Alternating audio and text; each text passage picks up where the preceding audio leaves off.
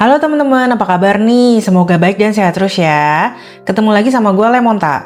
Sebelum mulai, kalau kalian suka sama channel ini, jangan lupa di like, komen, dan subscribe ya. Hari ini kita mau lanjut bahas tentang Kenju. Kali ini tentang kehidupan pribadinya dan semua kontroversinya. Kalau kehidupan Kenju dari awal banget sama karirnya dari awal banget, sampai kabarnya dikeluarin dari F4, udah pernah kita bahas di video yang ini ya. Kalau kalian sama sekali belum tahu, kalian bisa nonton dulu ya.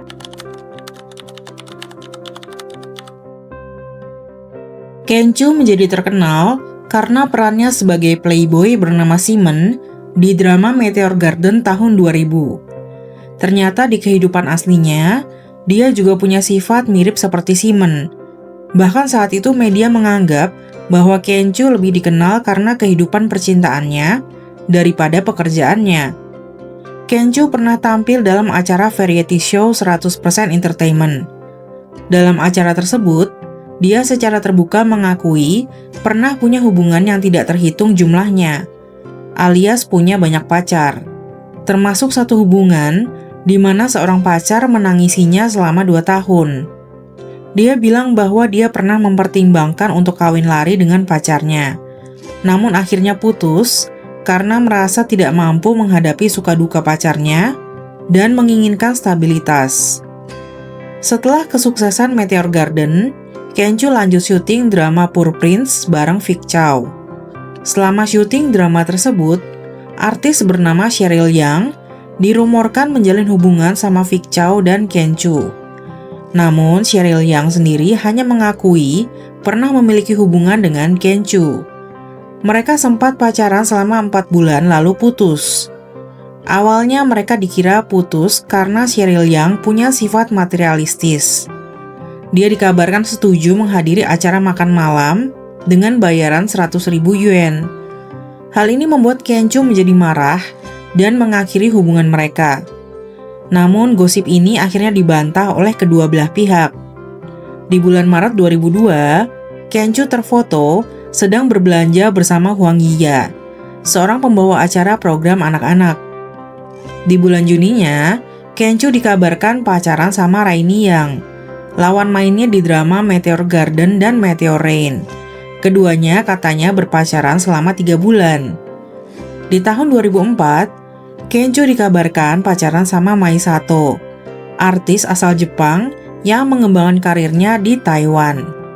Mai Sato berkarir di Taiwan sebagai aktris sekaligus penyanyi girl band bernama Sunday Girls. Media mengabarkan bahwa mereka sering terlihat berada di rumah Kenju. Namun, baik Mai Sato dan Kenju selalu membantah hubungan tersebut. Menurut Kenju, Mai Sato adalah teman baik saudara perempuannya. Dia sering datang ke rumahnya untuk merawat hewan peliharaannya. Di saat bersamaan, foto-foto Kenju mencium Li Pingping di hotel bermunculan di Beijing. Saat itu mereka memang habis syuting drama berjudul City of Sky. Dari foto-foto yang beredar, mereka terlihat pergi ke hotel bersama. Sebelum sampai kamar, Kenju sudah berulang kali memeluk dan mencium pipi Li Pingping. Setelah masuk ke kamar, keduanya tidak keluar hingga pagi hari berikutnya. Setelah perselingkuhan ini terungkap, hubungan Kenju dan Li Pingping berubah jadi musuh dan mulai saling menjelekkan. Pihak Li Pingping merasa Kenju hanya memanfaatkannya untuk publisitas. Sementara pihak Kenju merasa bahwa seseorang sudah menjebaknya. Di sisi lain, Mai Sato melakukan konferensi pers bersama media Taiwan untuk mengklarifikasi insiden ini. Selama konferensi pers, Mai Sato yang tampak emosional mengatakan bahwa insiden ini tidak akan mengubah hubungan mereka yang sudah dimulai sejak bulan Februari 2003. Dia dan Kenju tetap berhubungan baik lewat pesan teks. Selain memutuskan untuk memaafkan, Mai Sato juga mengasihani Kenju. Dia percaya bahwa tim produksi drama City of Sky pasti sengaja menyebarkan berita tersebut sebagai bentuk promosi. Jadi dia juga nggak mau kalah, mau promosiin drama barunya juga. Tapi pas ditanya wartawan, emang kamu berani cium aktor pria atau bahkan pergi ke kamar hotel? Mai Sato geleng kepala. Habis itu hubungan Maisato dan Kencu nggak ada kelanjutannya. Malahan di tahun 2005, Kencu cinlok sama Kelly Lin saat syuting film Tokyo Trial. Selama mereka pacaran, rumor tentang pernikahan sering muncul. Sayangnya 5 tahun kemudian mereka putus atas kesepakatan bersama. Meskipun sudah putus, Kencu tetap berhubungan baik sama mantan-mantannya. Dia menganggap Rainy Yang sebagai adik, masih kerja bareng Maisato, dan bahkan memberi hadiah untuk kelahiran anak pertama Kelly Lin. Di tahun 2006, Kencu syuting drama The Legend of Chu Liuxiang. Selama syuting, agen Wong Qing menuduh Kencu melakukan penyerangan di lokasi syuting. Katanya, ketika asisten Kencu datang, dia tidak memperkenalkan diri dan langsung meminta untuk memeriksa kamera. Saya baru tahu siapa dia ketika melihatnya berdiri di sebelah Kencu. Saya menolak dengan nada yang sangat tenang. Kencu segera mengambil kursi, lalu bergegas menghampiri saya untuk memukul. Setelah dihentikan oleh staf, Kencu mengambil tripod dari juru kamera di sebelahnya dan mencoba memukul seseorang.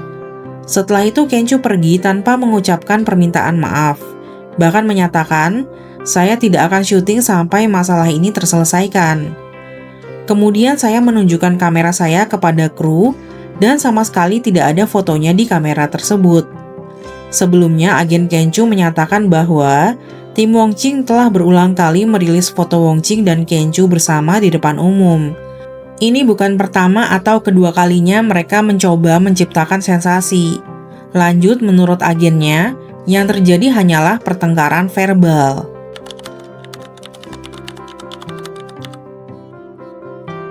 Sejak kecil, Kencu tertarik dengan barang-barang antik karena pengaruh kakek dari pihak ibunya. Kesukaannya dengan barang antik semakin menyala saat dia mengalami masa-masa sulit. Seperti yang diceritain di video sebelumnya yang ini, selama 10 tahun bekerja dari tahun 2000 sampai 2010, karir Kencu mengalami naik turun dan membuatnya jadi depresi. Sehingga setelah kontrak kerja selesai, dia pergi ke Beijing, lalu membuka usaha sampingan berupa toko barang antik. Dia mendesain sendiri interior tokonya dan memajang berbagai jenis batu giok berharga.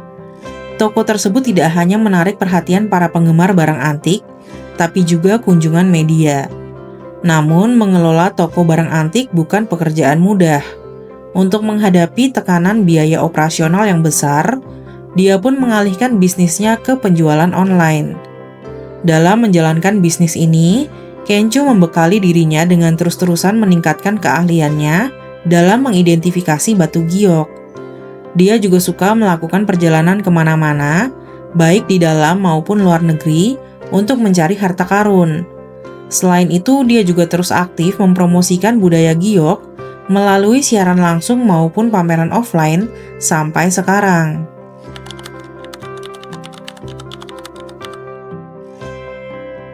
Di tanggal 4 April 2010, Kencu menulis di media sosialnya, "Saya baru saja pergi ke stasiun kereta api Hangzhou dan melihat beberapa pemandangan yang sangat tidak menyenangkan.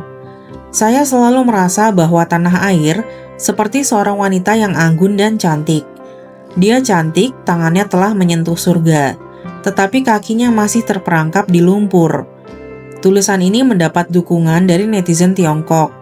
Namun kata tanah air di postingannya menjadi kontroversi di Taiwan, terutama di kalangan pro kemerdekaan Taiwan.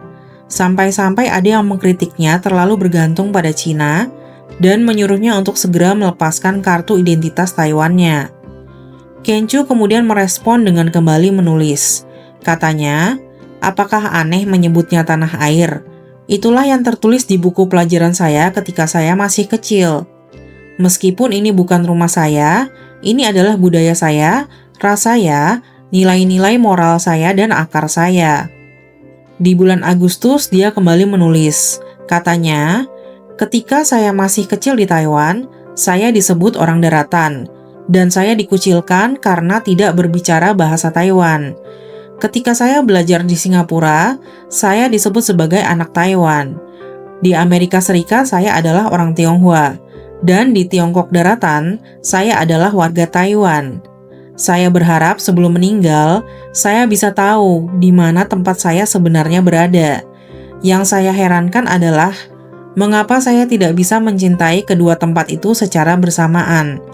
Saya sebenarnya tidak memiliki pendirian politik. Jika saya memiliki pendirian politik, saya tidak akan berani menulis hal-hal ini. Apa yang saya tulis bukanlah politik. Apa yang saya tulis adalah kerinduan saya akan kampung halaman. Setelah itu, Kenju tetap rutin muncul di beberapa drama. Salah satunya drama berjudul Remember About Us di tahun 2011. Saat syuting drama ini, Kenju dikabarkan deketin pemeran utama wanita, yaitu Michelle Chen, Maggie Wu, dan Jennifer Chu secara berturut-turut, hingga akhirnya beneran pacaran sama Maggie Wu. Namun hubungan mereka berakhir, diduga karena semakin jarang punya waktu bersama. Selain itu gosipnya, Kenju kurang suka dengan kebiasaan Maggie Wu yang suka menggunakan pakaian terbuka. Setelah itu Kenju dikabarkan pergi ke Thailand menjadi biksu sementara dan diliput ketika sedang beribadah di sana. Ketika diwawancara, Kenju bilang kalau dia menjadi biksu di Thailand karena pikiran dan kondisi mentalnya sedang tidak baik dan tenang. Karena sedang menjadi biksu sementara inilah, dia jadi tidak bisa menghadiri pesta pernikahan Vanessa Wu. Menurutnya aneh jika seorang biksu menghadiri acara pernikahan dan dia juga tidak minum alkohol. Lebih lanjut, dia juga cerita tentang pengalamannya yang hampir meninggal dunia di hari ulang tahunnya. Pada malam sebelum hari ulang tahunnya, dia ingin membersihkan kamar. Jadi dia meminjam alat penyedot debu dari kuil. Tanpa diduga, colokannya meledak dan terbakar. Beruntung dia nggak kenapa-kenapa. Tapi habis itu dia jadi mikir, kalau hari ulang tahunnya hampir menjadi hari kematiannya. Ketika melapor ke para biksu di kuil, mereka jawab, merayakan ulang tahun dan hari kematian di hari yang sama juga merupakan berkah. Setelah mengalami kejadian ini, ditambah dengan pengalaman pribadinya tentang keterbukaan pikiran penduduk setempat terhadap hidup dan mati, mendorongnya untuk merenungkan tindakan masa lalunya, sehingga sangat mengurangi sifat keras kepala dan arogannya di masa lalu. Ketika ditanya tentang pacar, Kenju bilang belum punya siapapun yang ingin dia nikahi, dan lebih menginginkan anak daripada pacar. Di tahun 2014, Kenju yang sudah berusia 35 tahun, diterima sebagai mahasiswa S1 jurusan penyutradaraan di Akademi Film Beijing. Sebelum memulai kuliahnya, Kenju dikabarkan melakukan perjalanan ke Jepang. Di sana dia memiliki klub penggemar yang sudah berusia 8 tahun. Klub ini memiliki biaya tahunan sebesar 400 yuan per orang. Kedatangannya kali itu berhasil menarik sekitar 2.000 fans. Dia menyanyikan beberapa lagu dan berinteraksi dengan penonton. Setelah itu mengumumkan akan membubarkan klub penggemar itu untuk sementara waktu. Hal ini dia lakukan karena mau fokus melanjutkan pendidikannya. Selain itu, dia juga kekurangan waktu untuk mengurus klub penggemar dan tidak mau penggemarnya terus mengeluarkan uang. Di awal bulan Juli 2014, Kenju secara terbuka mengakui hubungannya dengan Jiang Xinyi, seorang model muda dari Cina. Katanya Jiang Xinyi mirip sama Kelly Lin, sama-sama cantik dan seksi. Rumornya Jiang Xinyi berasal dari keluarga kaya yang menarik banyak fans. Namun hubungan mereka hanya berlangsung sebentar saja, hanya kurang dari setahun. Seorang netizen sempat menyebarkan foto ciuman Kenju dan Jiang Xinyi saat sedang merayakan ulang tahun. Namun saat diwawancara, manajer Kenju menolak berkomentar mengenai apakah benar wanita di foto tersebut adalah Jiang Xinyi. Dia cuma bilang bahwa dia adalah gadis yang pernah dikencani Kenju sebelumnya. Mereka sudah putus, sehingga untuk melindungi privasinya namanya dirahasiakan. Di tahun 2015, Kenju syuting drama The Dreams Come True. Di sana dia cinlok sama Han Wenwen, seorang artis yang memulai karirnya sebagai artis cilik. Setelah berpacaran selama lebih dari setahun, Kenju melamar Han Wenwen di pesta ulang tahunnya. Mereka secara resmi mendaftarkan pernikahan mereka di bulan April 2016.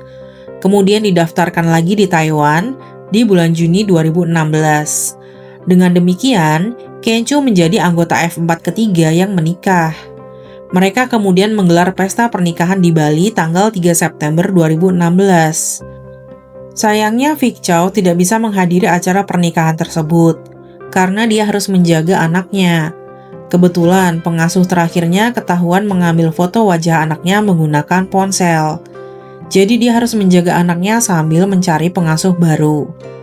Setelah lulus dari Akademi Film Beijing, Kencu melanjutkan pendidikan S2-nya di Sekolah Bisnis Neoma jurusan Manajemen Retail dan lulus di tahun 2019. Sejak pandemi COVID-19 muncul, Kencu kembali menetap di Taiwan, tinggal terpisah dengan istrinya. Saat itu, menurut media, perkembangan karir Kencu merupakan yang terburuk dari semua anggota F4. Dia disebut sebagai bintang redup, popularitasnya menurun, keuangannya buruk, badannya bertambah gemuk, wajahnya menua dan jadi lebih bulat. Kencu pun dikira boros, malas, dan tidak disiplin. Namun dalam sebuah acara, dia menceritakan bahwa dia mengidap penyakit genetik bernama fibromyalgia. Karena penyakit ini, dia jadi sering mengalami kram yang tidak dapat dijelaskan, disertai dengan masalah kelelahan, gangguan tidur, gangguan ingatan, dan gangguan suasana hati, sehingga dia harus minum obat secara teratur. Pengobatan jangka panjang ini mempengaruhi metabolismenya. Meskipun dia sering berlatih tai chi dan berolahraga 4 hingga 5 kali lebih banyak dari orang-orang, berat badannya terus bertambah. Selain itu, menurut dokter, penyakit ini bisa diturunkan ke anak. Hal ini membuatnya jadi tidak ingin memiliki anak untuk sementara waktu.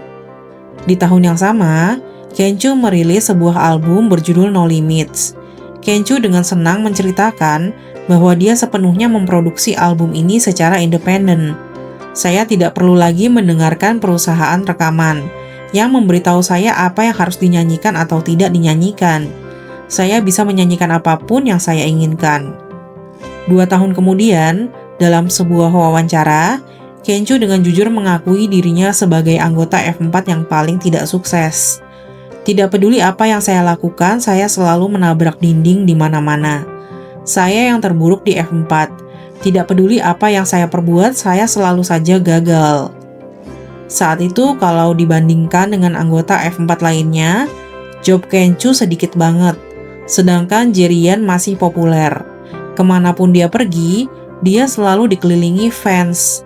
Sama dengan Vanessa Wu yang masih aktif, dan Vic Chow yang masih jadi pemeran utama di drama Danger Zone.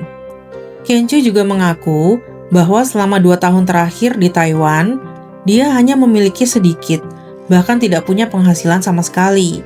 Kondisi ini membuatnya ketakutan karena tidak bisa membiayai istrinya lagi. Katanya, jika ada seorang pria yang tidak memiliki penghasilan selama lebih dari setahun, apakah dia dapat bertahan di rumah?